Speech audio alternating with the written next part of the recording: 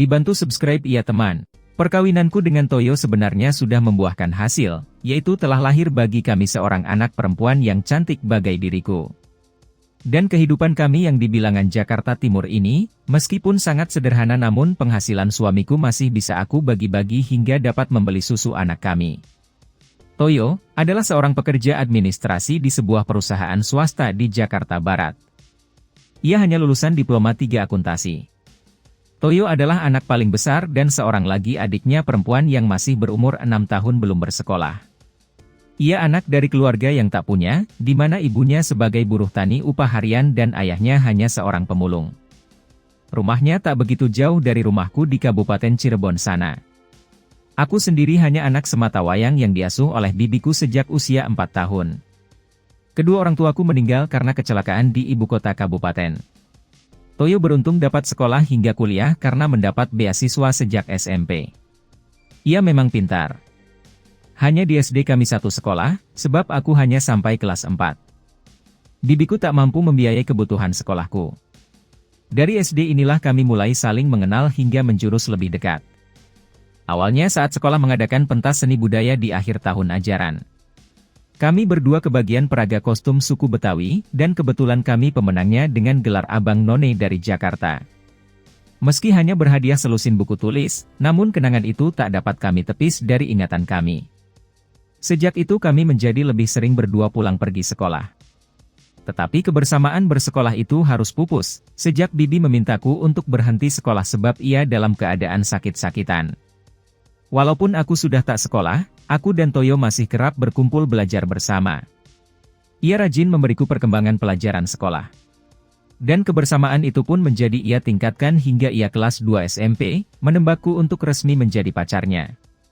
Saat itu ia pertama kali mendaratkan ciumannya di keningku sebagai ekspresi cinta kasihnya padaku. Kami terus mempertahankan hubungan hingga ia menyelesaikan SMA-nya, bahkan ketika ia melanjutkan studi ke Jakarta ia masih rutin mengunjungiku bila ia pulang kampung. Ia hanya sekali dalam 3 bulan pulang, itulah jatah yang diberikan pamannya yang di Jakarta itu. Ya, pamannya ini yang menopang hidupnya selama di Jakarta, sedangkan uang kuliahnya ia dapatkan dari hasil beasiswa yang diraihnya setiap akhir semester. Ia baru melamarku, setelah ia sudah bekerja selama 2 tahun di perusahaan swasta di Jakarta. Dan selama perkawinan kami, aku dituntut untuk berhati-hati menggunakan gajinya, sebab ia juga sudah menjadi tumpuan keluarganya. Ibunya sudah pesakitan, mengidap entah penyakit apa yang mengakibatkan ia menjadi buta tuli. Sebelum menikahiku ia sudah berterus terang dengan kondisi ibunya itu. Tetapi badai nasional menghantam ekonomi rumah tangga kami. Suamiku di PHK, sehubungan bencana COVID yang tak kunjung berakhir. Saat itu anak kami baru berusia 2 tahun. 4 bulan tidak bekerja dan tak mampu menghasilkan uang dari sumber manapun membuat suamiku kebingungan. Uang yang kutabung selama ini sudah habis, sedang kontrakan haruslah dibayar dan susu anak kami gak bisa dihentikan. Belum lagi biaya obat ibunya di kampung. Suamiku bingung dan hanya bisa merenung sendiri. Ku tak tahu bahwa selama kebiasaannya menyendiri itu ternyata merupakan suatu penyakit. Di kesendiriannya terkadang ia ngomong sendiri dan tiba-tiba tertawa. Merasakan kondisi itu semakin parah, aku pun melaporkan ke pamannya Toyo, yang selanjutnya memeriksakan Toyo ke rumah sakit. Dokter memvonisnya bahwa jiwa suamiku sedang terganggu dan diperlukan istirahat total yang penuh rileks. Situasi inilah yang membuat kami harus pulang kampung. Pamannya Toyo sangat membantu dalam proses kepulangan kami itu. Sebulan di kampung bersama mertua, aku belum bisa melakukan apa-apa dalam menghasilkan uang. Sedangkan suamiku belum ada perubahan yang membaik, bahkan cenderung semakin susah fokuskan pikiran. Hal itu ku ketahui ketika setiap malam aku mengajaknya main kuda-kudaan di ranjang rewot kami. Awalnya ia dapat kuajak konsentrasi dengan perasaan, saat tanganku bermain mengelus pistol airnya. Namun saat hendak kutingkatkan ke lebih yang serius dengan aku menindih tubuhnya, pistol itu menjadi bungkuk loyo dan tak mau bangkit lagi. Tak hanya itu, bantuan pamannya Toyo berupa beras dan sedikit uang itu kini sudah semakin menipis. Sedangkan saat itu adalah musim paceklik, di mana kegiatan pertanian yang memerlukan bantuan jasa orang lain tidaklah ada. Jadi aku sangat dipusingkan dengan kondisi itu. Mengharap bantuan dari mertua hal itu tidaklah memungkinkan. Karena orang tua Toyo tak punya sawah ladang, mereka hanya berharap adanya petani yang memanggilnya membantu mengolah sawah ladangnya. Ibu mertua adalah seorang buruh tani, sedangkan ayah mertua sudah lama mengambil profesi pemulung. Penghasilan mulung inilah yang menutupi biaya hidup mertuaku selama ini. Seringnya aku membantu ayah mertua untuk membersihkan hasil mulungnya menjadikanku semakin mengenal jenis barang apa saja yang laku untuk didaur ulang kembali. Tidak jarang ayah mertua hanya membawa sedikit barang rongsokannya. Katanya pemulung sudah semakin rame, jadi sebotol bekas air minum mineral sudah menjadi rebutan para pemulung. Aku pun mencoba membantu ayah mertua mengut barang-barang rongsokan yang masih dapat dijual kembali. Deru debu dan teriknya mentari di siang hari, menjadikanku sepertinya tidak mampu menelusuri sepanjang jalan. Ku coba utarakan pada ayah mertua agar mulungnya di malam hari saja, dan siangnya dimanfaatkan hanya untuk membersihkan dan merapikan hasil pungutan malam sebelumnya. Ayah mertua dapat memahami alasan yang kuberikan, dan dia pun tidak menampik bahwa dengan keikutsertaanku mulung selama ini ternyata dapat meningkatkan hasil mulungnya meskipun mencarinya berbarengan di jalan yang sama. Malam minggu itu, kami pun kembali menelusuri jalan-jalan dan gang di kota, memungut segala rongsokan yang kiranya masih dapat laku dijual.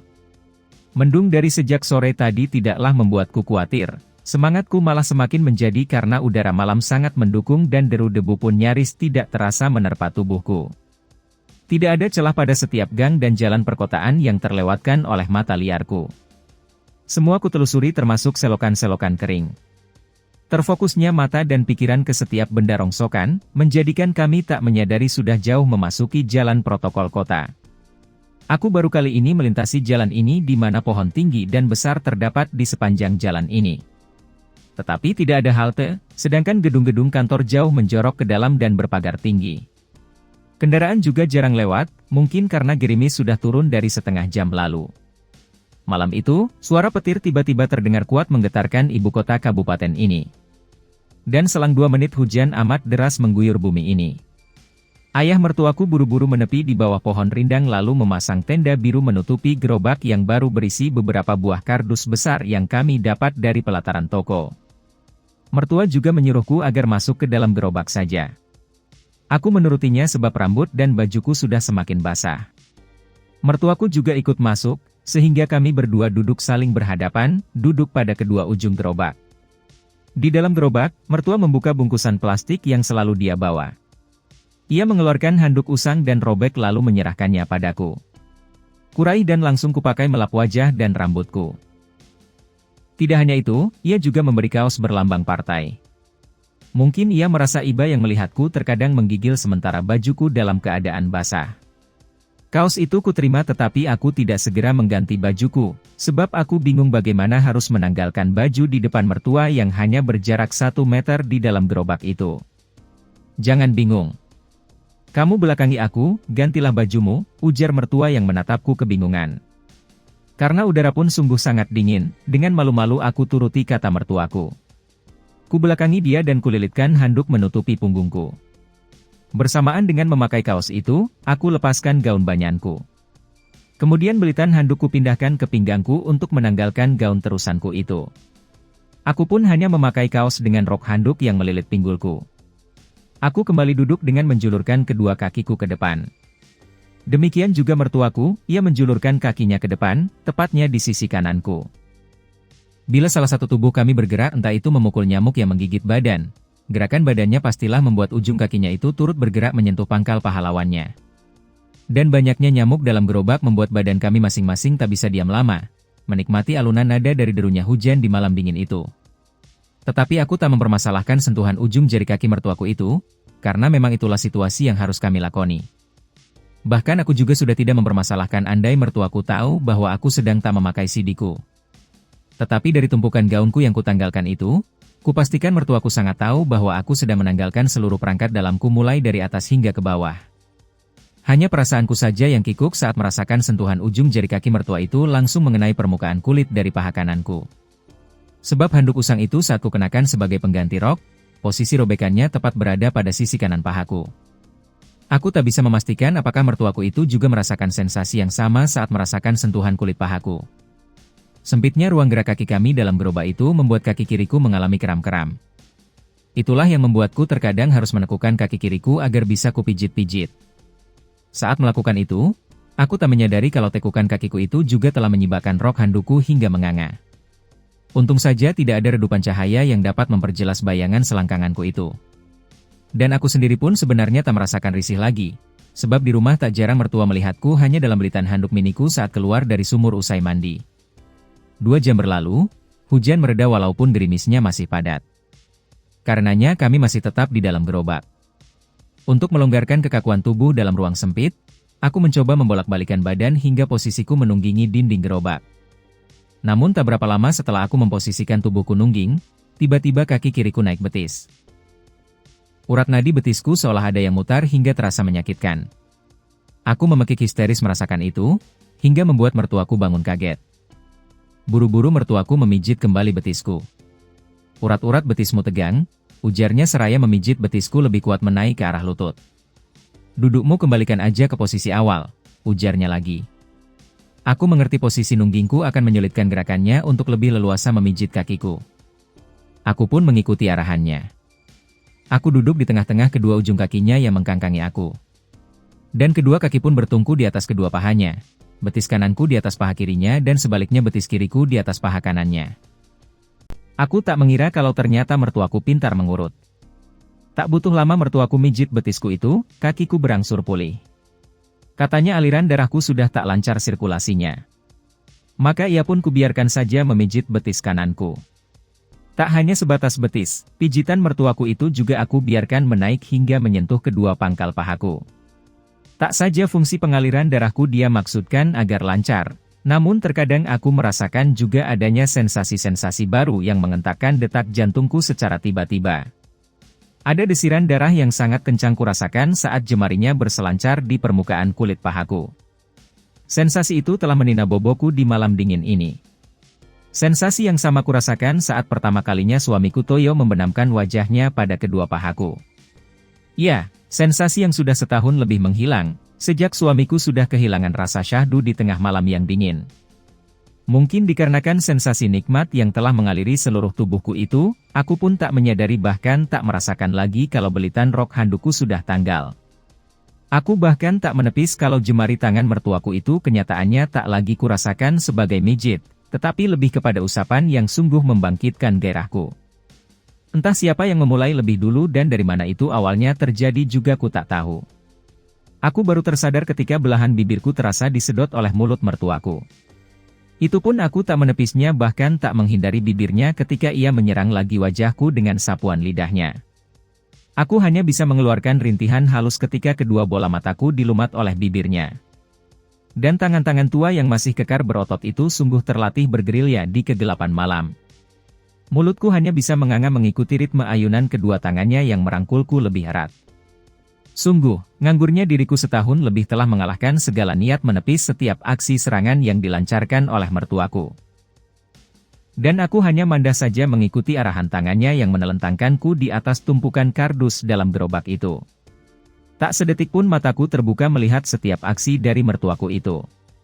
Karenanya, sungguh aku tak tahu kapan mertuaku itu melepas seluruh pakaiannya. Aku hanya ingat ketika tangannya melepas kaosnya yang kupakai. Selebihnya ku tak tahu apa-apa lagi yang terjadi, hingga kami berdua terkulai terhempas oleh getaran kenikatan dari goyangan mertuaku. Ketika gerimis benar-benar reda, mertuaku turun keluar. Ia kembali menarik gerobaknya dengan membiarkanku tetap di dalam tertidur. Tenda birunya juga tidak ia gulung. Jadi di sepanjang jalan tak seorang pun yang dapat melihatku di dalam gerobak dengan tubuh yang masih bugil. Dari perjalanan mertuaku yang tak pernah berhenti, kupastikan mertuaku membawaku pulang. Ya, kondisiku memang tak mungkin lagi mampu kerja sebab gaunku sudah basah kuyup. Makanya di sepanjang jalan pulang, mataku hanya terpejam walau pikiranku tak mampu melupakan ayunan mertuaku itu. Tiba di belakang gubuk kami barulah mertua membangunkanku, yang berisik dengan menggulung tenda birunya. Aku turun dengan tubuh yang masih polos. Aku merasa tak perlu khawatir dengan situasi ini, sebab bila malam sudah selarut ini maka tidak ada lagi penghuni gubuk ini yang masih bangun. Baik suamiku dan ibu mertua, kupastikan sudah terlena dengan mimpi-mimpinya.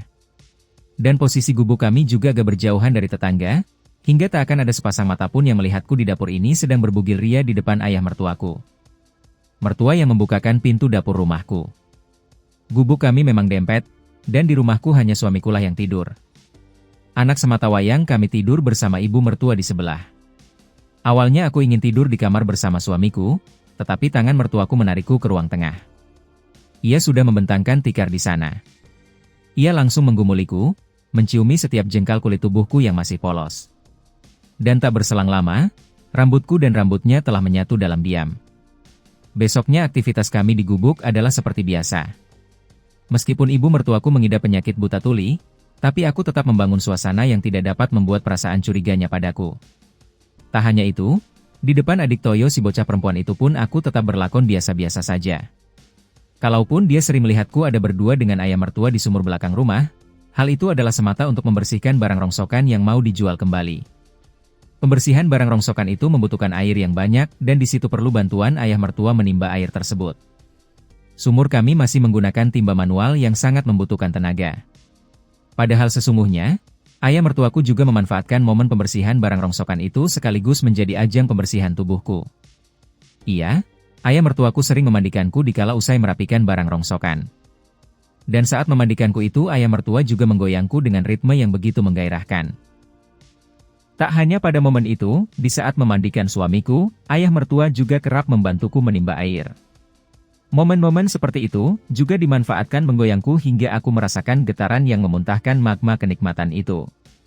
Saat mulung di malam hari, mertuaku tak pernah melakukan tarian yang menggoyangku apabila tidak sedang hujan. Padahal aku sering menginginkan adanya goyangan yang dapat membangkitkan kehangatan tubuhku itu. Mungkin ayah mertuaku lebih mempertimbangkan sisi keamanan dari rasa curiga orang yang melintas di sekitar jalan itu. Untung ayah mertuaku sangat memahami gerakan-gerakan dari bahasa tubuhku, hingga ia pun mempercepat untuk pulang ke rumah. Setiba di rumah, akulah yang menyambarnya terlebih dahulu. Tak jarang hasratku itu aku tuntaskan di dalam gerobak yang masih berisi barang-barang rongsokan. Inilah kisahku yang masih terus berlangsung hingga kini. Ku tak tahu apakah semua ini akan berakhir, karena aku sendiri pun tak ingin untuk mengakhirinya. Maafkan aku suamiku,